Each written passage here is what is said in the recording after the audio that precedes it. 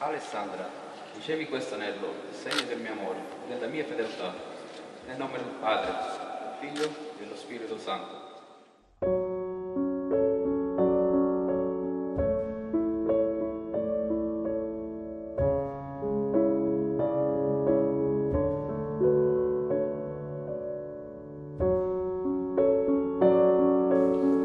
Vi ricordate che vi era piaciuta quella frase che vi ho detto?